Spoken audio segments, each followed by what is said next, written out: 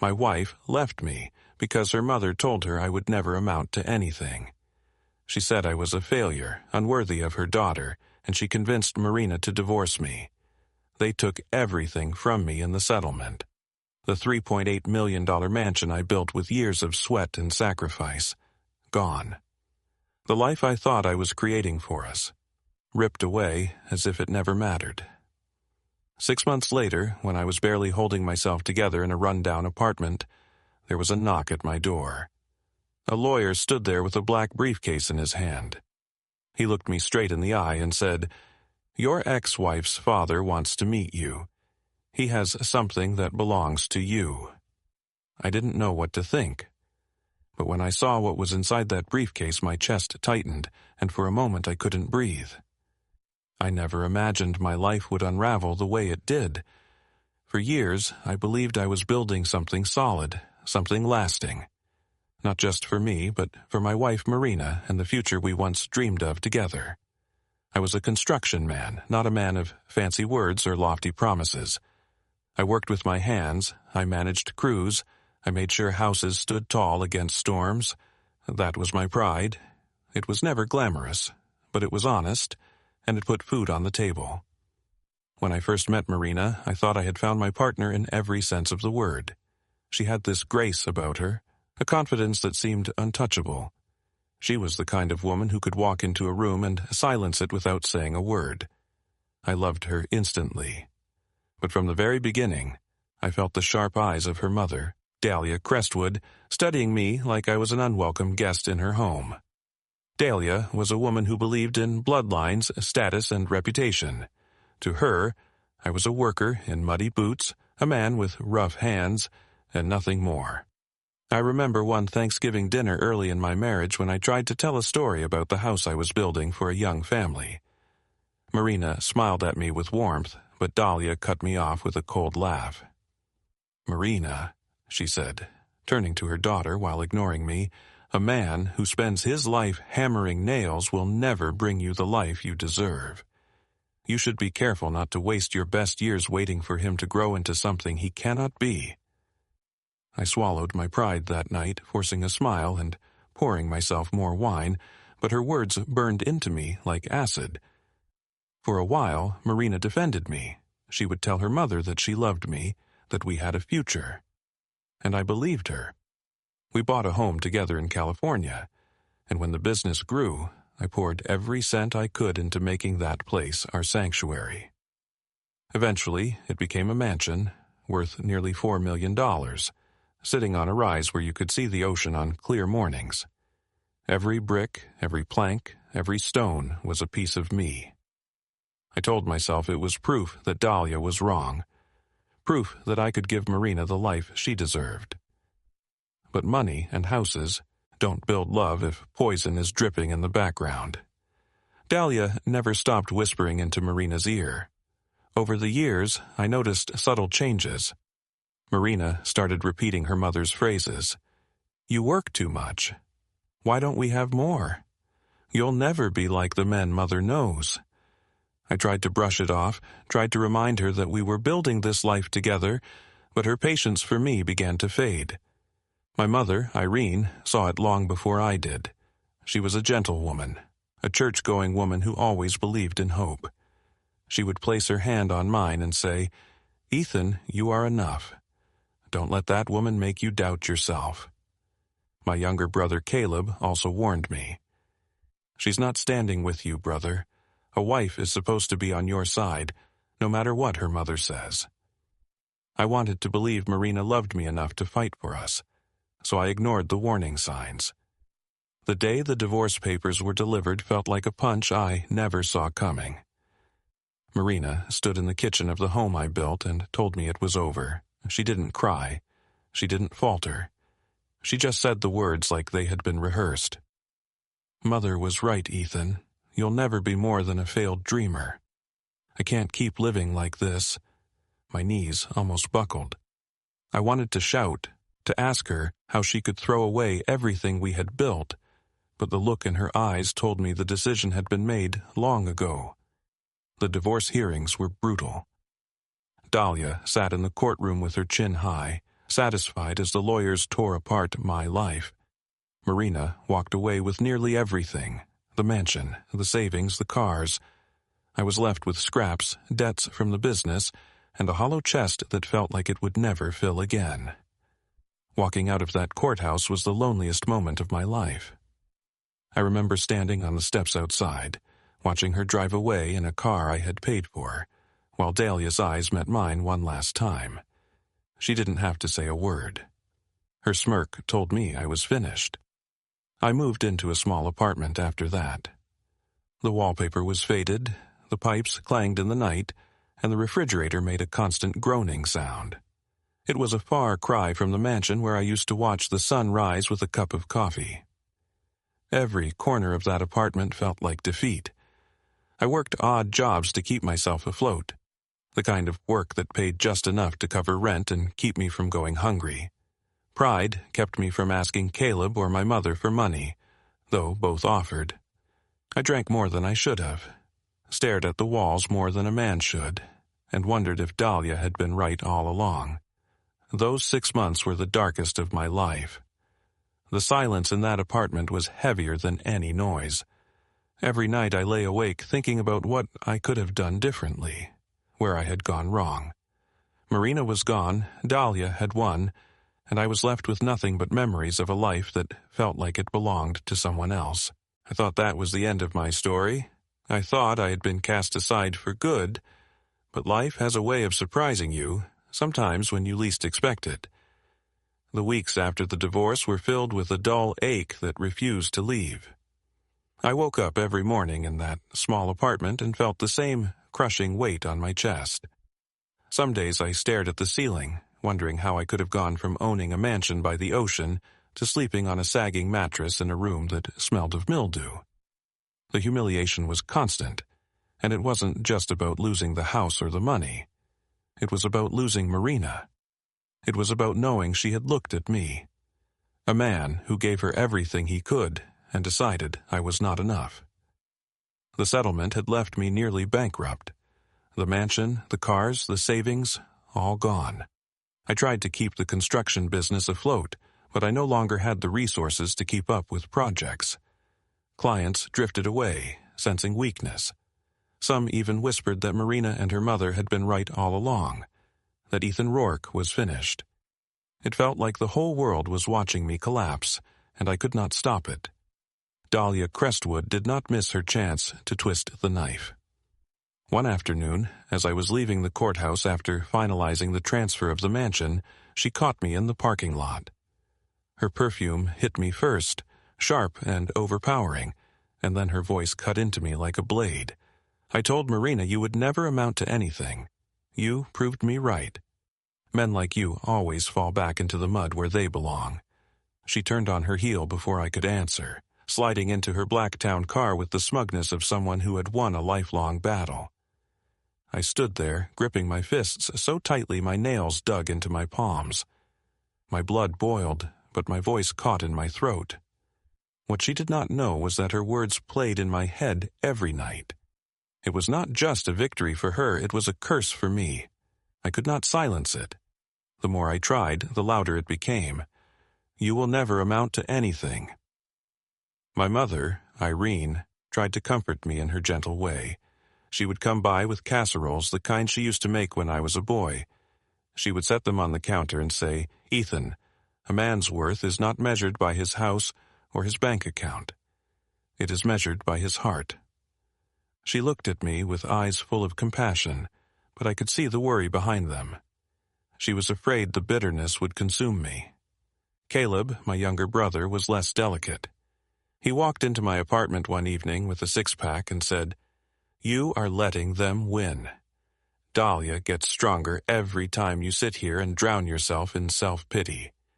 You think you're beaten? No, brother, you're still breathing, and as long as you're breathing, you can fight." He was right, but at the time, his words only stung. I wanted to fight, but I didn't know how to rise when everything had been stripped away. The world felt small in that apartment. The days blended together. I worked odd jobs, patching roofs or repairing fences, the kind of labor that barely kept me afloat. Each paycheck disappeared quickly, swallowed by rent and bills. Nights were worse. I sat alone with my thoughts, staring at old photographs of Marina and me in better times. Her smile in those pictures haunted me, because it reminded me of the woman I had married, not the woman who had walked away. I thought about reaching out to her once, picking up the phone and begging her to reconsider. But pride stopped me, and in truth it was not just pride. It was the memory of her final words in that kitchen. "You'll never be more than a failed dreamer." Those words were a wall between us, a wall that could never be climbed. One evening, I passed by the mansion I had once called home. The lights glowed warmly from inside, and for a moment I imagined walking through the front door, sitting by the fire, and hearing Marina call my name. But the vision shattered as I saw another car parked in the driveway, one I did not recognize. I realized then that she was already moving on, perhaps with someone her mother approved of, someone who would fit Dahlia's standards better than I ever could. I stood in the shadows watching until the cold night air forced me back to my apartment. That was the night I finally understood. My marriage was not just broken, it was buried. The conflict inside me grew sharper each day. I wanted to prove them wrong, to show Marina and her mother that I was not the failure they painted me to be. But I was broke, defeated, and out of options. The construction business was dying. My confidence was gone. My future felt like a barren road with no end in sight. Then came the bitterness toward Marina's father, Harold Crestwood. I had met him only a handful of times. He was quiet, almost distant, and he never interfered in family matters. I convinced myself he agreed with Dahlia, that he looked at me with the same contempt. I cursed him in my mind, lumping him with the rest of them. To me, the entire Crestwood family had turned their backs on me, leaving me to rot. I kept going through the motions, but every day felt heavier. I thought of giving up more times than I cared to admit. Not in the dramatic sense, but in the quiet surrender that comes when a man stops believing his life has meaning. I felt like I was disappearing, piece by piece, into the shadows of the man I once was. What I did not know was that the storm was not over. The worst of it had already passed, but the most unexpected turn was about to come. And it would come in the form of a knock on my apartment door, when a stranger in a suit arrived carrying a briefcase that would change everything. The night before, the knock on my door had been like so many others. I sat in the kitchen of my apartment with a glass of cheap whiskey in my hand, staring at a stack of unpaid bills. The refrigerator rattled, the pipes clanged in the wall, and the silence pressed in around me like a heavy blanket. I had started to believe this was the only life I had left. Work during the day, worry at night, wake up, repeat. The knock came just after noon the next day. It was firm, deliberate, not the kind of knock you hear from a neighbor or a delivery man. I opened the door to find a man in a tailored navy suit standing in the hallway. He was tall, with sharp features and eyes that studied me with an unsettling calm. In his hand, he carried a black leather briefcase, polished to a shine. "Mr. Rourke?" His voice was steady, professional. "Yes," I answered cautiously. "My name is Simon Dillard. I am an attorney. I represent Harold Crestwood. He has asked to meet with you. He believes he has something that belongs to you." At the sound of Harold's name, my stomach tightened. I had not spoken to Marina's father in years. He had always kept to himself, a man of quiet wealth and few words. I had assumed he sided with Dahlia, or at the very least had no interest in defending me. Now here was a lawyer, standing at my door, claiming Harold wanted to see me. I crossed my arms and tried to mask my suspicion. Why would Harold Crestwood want to meet with me? Simon adjusted his grip on the briefcase. "That is something he prefers to explain in person. If you will allow me, I can take you to him now."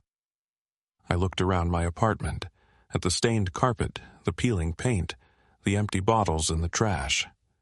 I thought of Dahlia's words, the sting of the courtroom, the smirk on Marina's face as she walked away with everything I had built.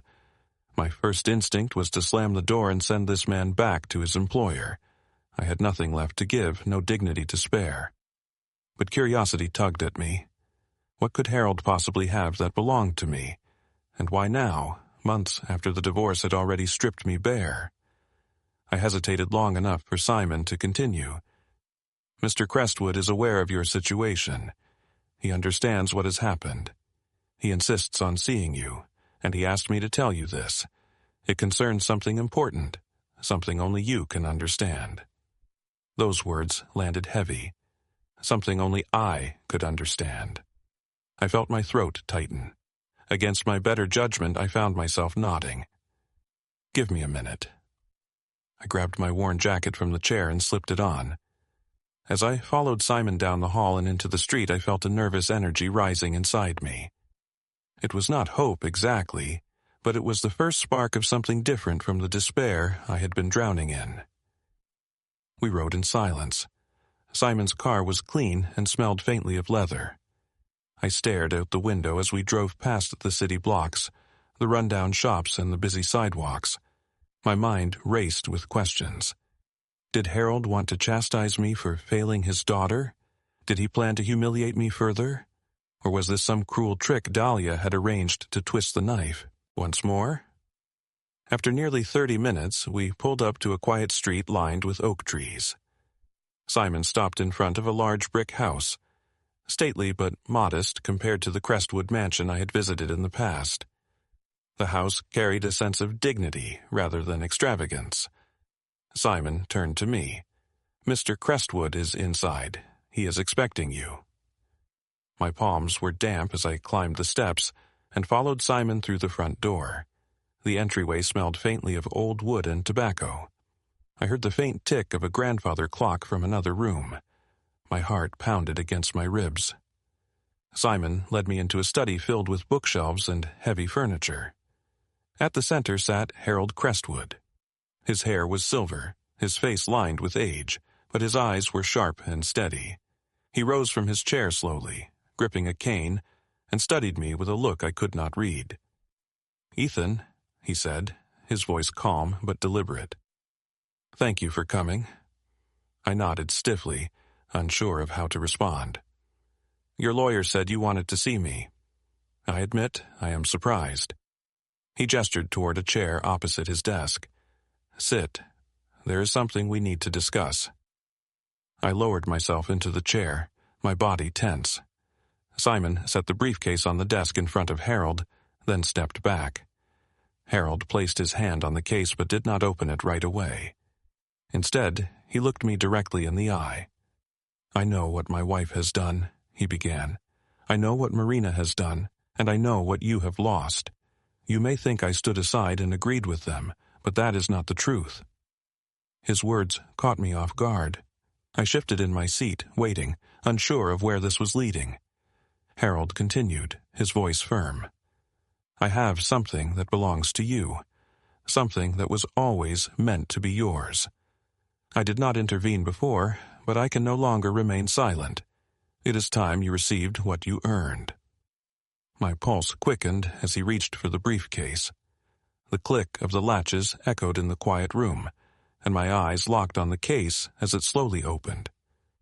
The briefcase sat on Harold's desk like a sealed vault.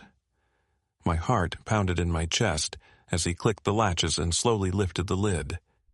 I leaned forward without realizing it, my body tense as though bracing for a blow. Inside was a thick stack of documents bound together, along with a few old photographs tucked neatly into a folder. Harold pushed the briefcase toward me. "Go on," he said, his voice steady. I reached out with trembling hands and lifted the documents. At first, I did not understand what I was holding. The papers looked official, covered in legal language, seals and signatures. I flipped through the pages and my eyes widened as the words sank in. Deeds, shares, ownership transfers. They were records of assets worth millions, tied to land developments across California. My name was on them. I looked up at Harold, my voice unsteady. "What is this?" He leaned back in his chair, resting his cane against the desk. It is what you earned years ago. You did not know it then, but the work you did for me was far more valuable than you realized. These developments would never have been completed without your designs, your supervision, your hands. You built more than houses, Ethan. You built empires, and no one ever gave you the credit. My throat went dry. I ran my fingers over the document, still unable to believe what I was seeing.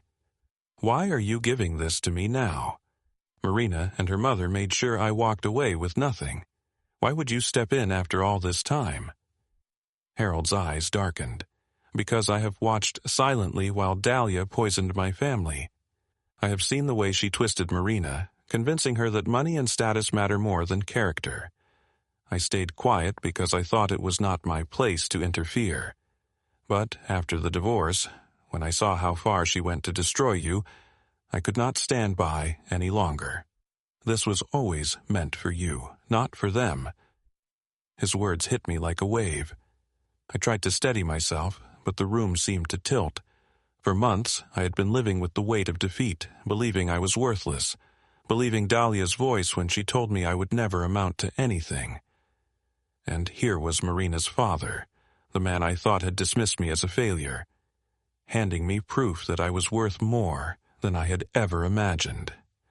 I whispered, "I do not know what to say." Harold's voice softened, though his expression remained stern. "Say that you will rise again.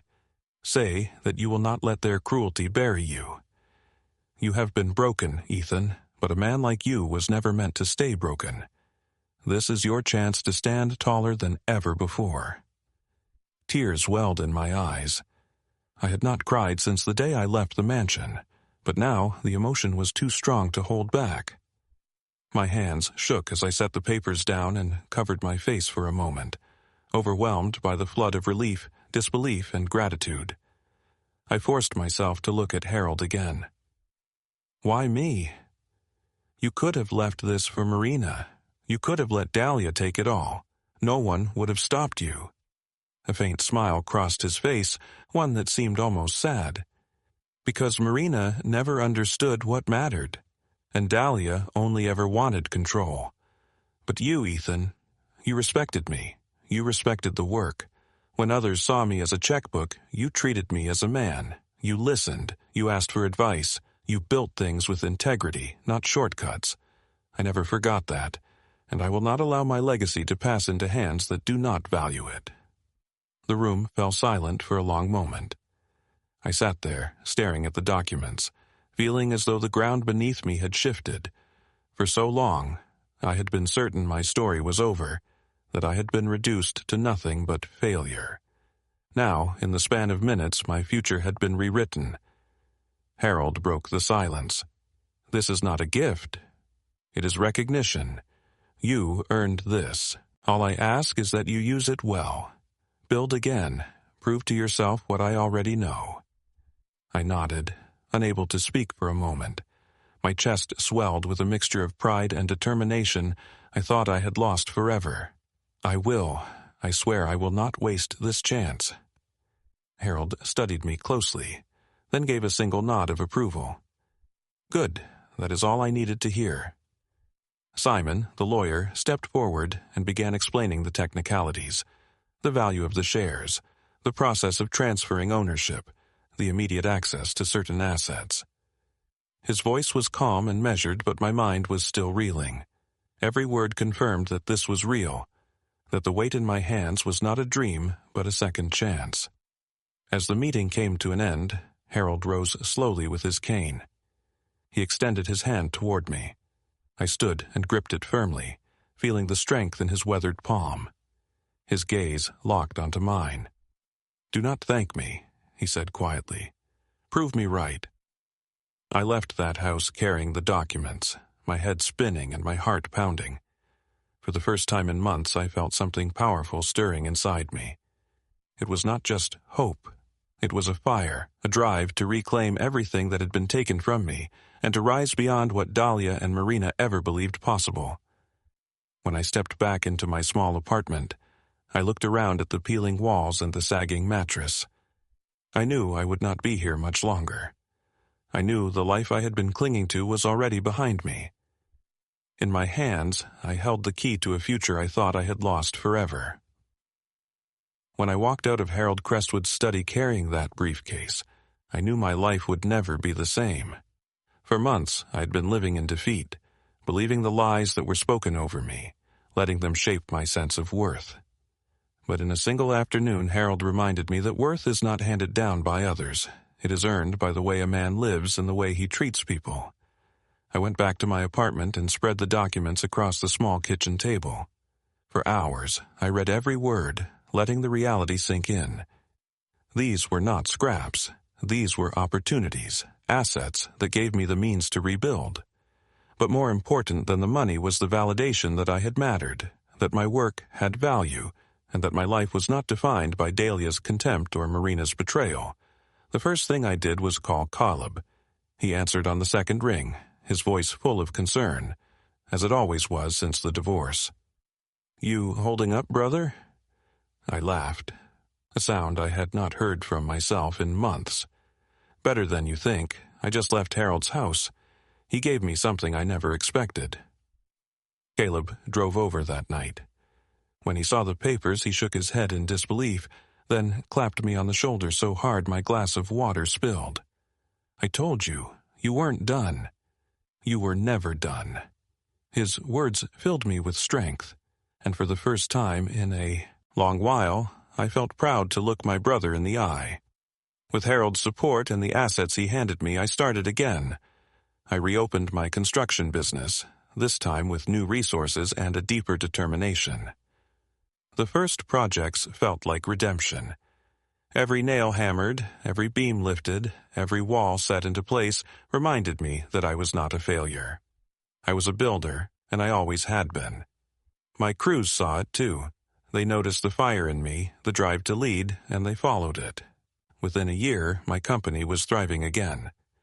I also moved out of that apartment. It had been a symbol of survival, but I no longer needed to survive. I needed to live. I bought a modest home near the coast. It was not a mansion, but it was mine. And when I looked out the window each morning, I saw possibility instead of defeat. My mother, Irene, visited often. She brought her casseroles, hugged me tightly, and said, "I knew you would rise again." The pride in her voice was worth more than any house or fortune. As for Marina and Dahlia, I heard their lives did not unfold as smoothly as they had hoped. The mansion became a burden, its upkeep too costly without my steady income. Rumors reached me that Marina grew restless, and that Dahlia's sharp tongue, once so powerful, began to wear thin even with her own daughter. I never sought revenge, and I never gloated. Their lives were no longer my concern. My victory was not in their downfall, but in my recovery. The biggest lesson I carried with me was this: a man's worth is not measured by the approval of others. It is not found in the wealth he holds or the house he lives in. Worth is proven in the way he treats people, in his integrity, and in his ability to keep building even after everything crumbles. Harold saw that in me, even when I could not see it myself. His belief gave me the chance to start again, but it was up to me to make something of it. When I think back on those dark months in that small apartment, I remember the weight of despair and the feeling that my life had ended. Now, standing on the other side, I see those months as the foundation for everything that came after. Pain became the fire that forged me stronger. Loss became the soil where new growth began. If there is one truth I want to share, it is this: no matter who turns their back on you, no matter how loudly someone insists you are nothing, they do not define you. You define yourself by how you rise after the fall. I am Ethan Rourke, and I stand here not as the man Dahlia called a failure, but as the man who proved her wrong by living, building, and rising again. And now, I want to turn to you, the ones listening to my story. If this story moved you, if it made you feel something, or if it reminded you of your own strength in the face of betrayal, then share it with someone who needs to hear it. Like this video so others can find it. Leave a comment and tell me what you think, or share a time when you had to rise from nothing. And if you want more stories like this one, subscribe to the channel so you never miss the next chapter. Your support keeps these stories alive. And just as Harold once said to me, I will say to you, rise again.